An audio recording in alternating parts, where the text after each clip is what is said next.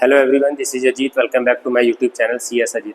Now in this class we are going to learn how to find the given number is even or odd in C programming language. User से कोई number लेंगे और उस numbers को calculate करके बताएंगे कि वो नंबर आपका इवन है या ऑड इन सी प्रोग्रामिंग लैंग्वेज में। ऊपर के 3-4 स्टेटमेंट्स आप फैमिलियर हो गए। मेन है आपका ये लॉजिक, ठीक है। तो लॉजिक मैं एक्सप्लेन कर देता हूँ। There are two operators.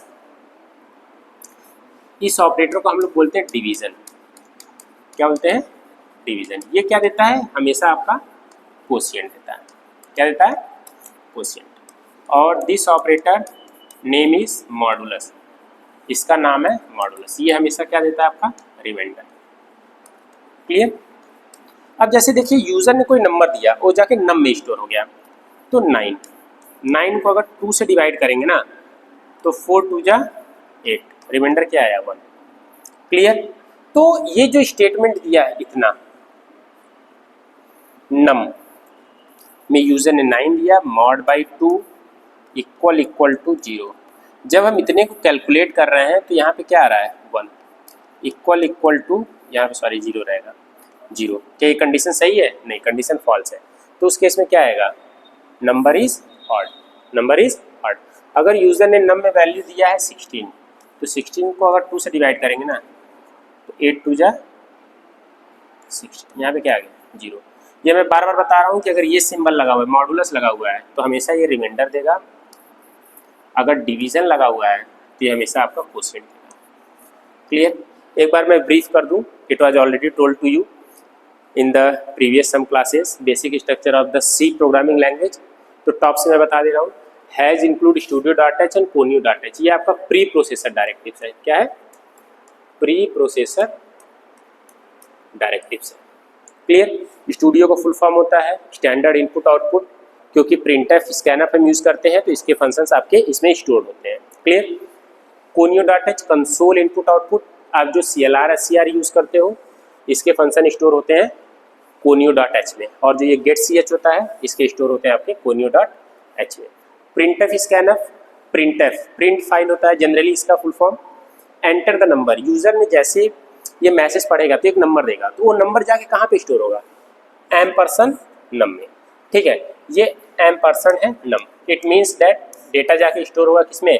नम नाम के वेरिएबल में। क्लियर? और परसेंट डी, क्योंकि यहाँ पे इंट लगा है दैट्स वाई यहाँ पे पुट किया गया है percent D. Clear?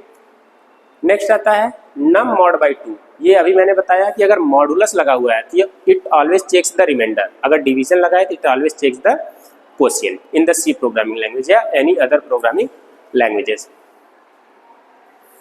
If condition satisfied, अगर ये कंडीशन सेटिस्फाई कर रहा है तो ये प्रिंट करेगा नंबर इज इवन। अगर कंडीशन सेटिस्फाइड नहीं कर रहा है तो नंबर इज ऑड। मैंने 2 एग्जांपल लेके बताया। जैसे मान लीजिए यूजर ने नम में दे दिया 11, तो 11 को अगर मैं 2 से डिवाइड करूंगा ना तो 5 2 जा 10, यहाँ पे क्या आ गया? 1 आ गया। क्लियर? क्या आ गया? 1 आ गया। इतने वाले पोर्शन को देखिए फिर से, इतने वाले पोर्शन, ये नम मॉड बाई 2, तो इतने की वैल्यू क्या आ रही है? 1। क्या ये 1 इक्वल टू 0 है? कंडीशन फॉल्स है, क्योंकि ये इक्वल ऑपरेटर है। एक सिंगल इक्वल लगता है तो इसको हम लोग बोलते हैं असाइनमेंट ऑपरेटर। जब डबल इक्वल लग जाता है तो इक्वल ऑपरेटर। ये कंपैरिजन करता है। ठीक है, जैसे a की वैल्यू 1 है और b की वैल्यू क्या है? 1 है, तो a इक्वल टू b। तो ये कंडीशन क्या है? ट्रू है। क्लियर? अगर सिंगल इक्वल लगा है तो यहाँ पे इसका रोल हो जाता है असाइनमेंट ऑपरेटर का। ठीक है, मेन फोकस करना है आपको यहाँ पे नम मॉड बाई 2। अगर कोई नंबर है 2 से डिविजिबल होने के बाद अगर रिमाइंडर 0 आ रहा है तो वो इवन है। अगर वो नंबर 2 से डिविजिबल होने के बाद 1 आ रहा है तो नंबर ऑड है। रिमाइंडर की बात कर रहा हूँ मैं। ठीक है, it's all about the reminder. मैं फिर से एक बार बता दे रहा हूँ आपको। देखिए ये लिखा हुआ है इफ नम मॉड बाई 2। ये क्राइटेरिया तो यही होता है ना, इवन नंबर ये होते हैं, इवन नंबर ये होते हैं और ऑड नंबर ये होते हैं। इवन नंबर आपके जो 2 से डिविजिबल होने के बाद रिमाइंडर 0 है उसे इवन बोलते हैं, और ऑड नंबर होते हैं जो 2 से डिविजिबल होने के बाद रिमाइंडर आपका 1 आता है।